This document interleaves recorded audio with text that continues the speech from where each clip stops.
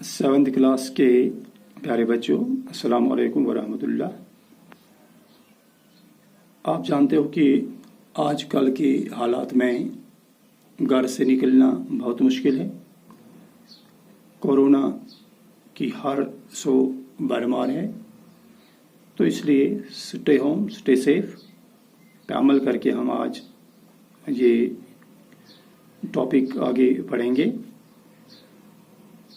आपने कल देखा कि एनवायरनमेंट की जो किताब है हमारी, उसका हमने पहला टॉपिक एनवायरनमेंट कंप्लीट किया था। अब उसके कुछ टेक्स्ट बुक क्वेश्चन हैं, वो हम देखने की कोशिश करेंगे। तो पहला क्वेश्चन यहाँ पे है, इसके कई पार्ट हैं। Answer the following questions. पहला पार्ट है व्हाट इज एन इकोसिस्टम। एक इकोसिस्टम क्या होता है? जैसे कि आपने पिछली क्लास में पढ़ा कि इकोसिस्टम जो है, अगर हम गौर से देखेंगे तो यहाँ जिस ज़मीन पर हम बसते हैं, तो यहाँ पर प्लांट्स हैं, एनिमल्स हैं और बाकी चीज़ें हैं, लेकिन इन सब चीज़ों का एक दूसरे के साथ एक गहरा ताल्लुक है। इन सब चीज़ों को एक दूसरे की किसी न किसी तरीके से ज़रूरत पड़ती है। तो इन चीज़ों जो ये ऑर्गेनिजम्स हैं, एक तो ये एक दूसरे के साथ रिलेटेड हैं और साथ ही साथ जो दूसरे चीज़ इनकी सराउंडिंग्स में हैं उनके साथ भी ये रिलेटेड हैं। तो ये रिलेशन जो है बिटवीन द ऑर्गेनिजम्स की एक दूसरे के साथ और अपने सराउंडिंग्स के साथ, इसे हम किसी चीज़ का इकोसिस्टम कहते हैं। तो इस तरह एक जो ह्यूमन है, इसका अपना इकोसिस्टम होगा। अगर हम देखेंगे एक प्लांट है, इसका अपना इकोसिस्टम होगा। एक माउंटेन का इकोसिस्टम होगा और एक छोटे पॉन्ड का अपना इकोसिस्टम होगा। तो इसके बाद दूसरा पार्ट है what you mean by natural environment. Natural environment क्या होता है? इस जमीन पर कुछ चीज़ें जो फितरी तौर पर मौजूद हैं, कुदरती तौर पर मौजूद हैं, जिन्हें हम नेचुरल थिंग्स कहते हैं। मसलन इसमें एयर है, वाटर है, land and living things, plants and animals.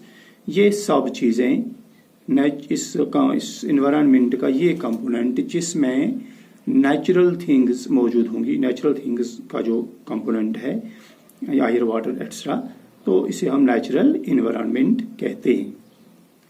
इसी तरह तीसरा पार्ट है what are major components of environment. इस एनवायरनमेंट के मेजर कंपोनेंट्स क्या हैं? तो यहाँ हम दो तरीकों से इसका जवाब लिख सकते हैं। हम इसे मेजर कंपोनेंट्स में बायोटिक एंड एबायोटिक कंपोनेंट्स भी लिख सकते हैं, या हम लिखेंगे नेचुरल कंपोनेंट। इस एनवायरनमेंट का नेचुरल ये कंपोनेंट एक है, मैन मेड कंपोनेंट है और ह्यूमन एनवायरनमेंट तीसरा है।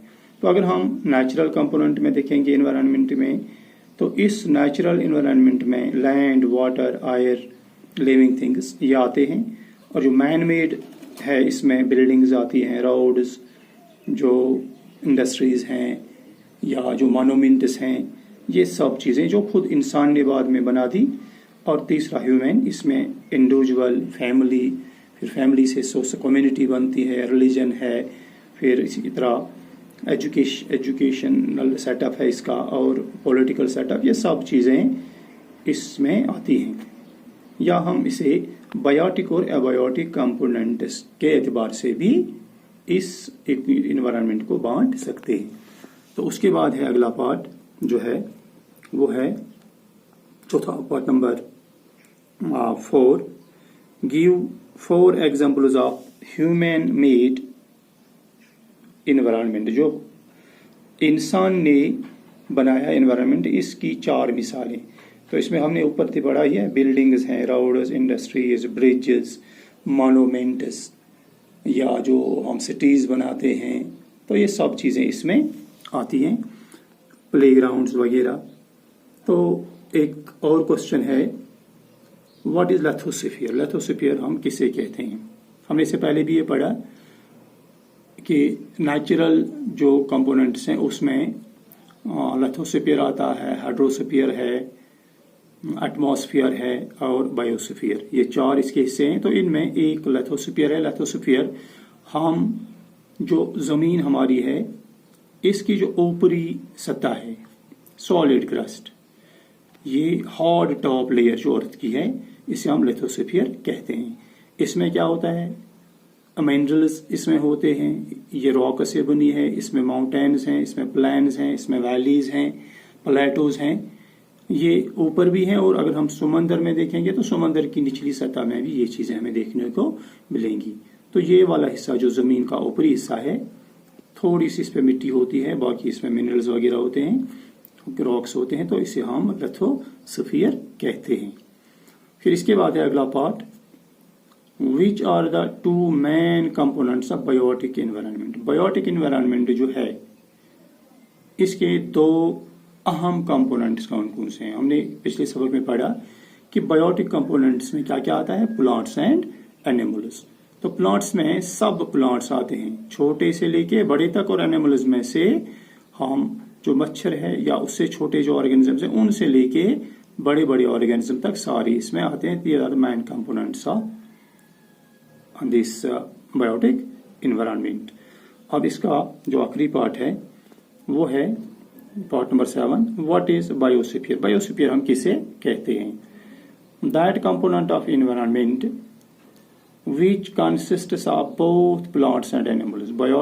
बायोस्फीयर में प्लांट्स और एनिमल्स जो होते हैं इनका जो कंपोनेंट है इसे हम बायोस्फीयर कहते हैं।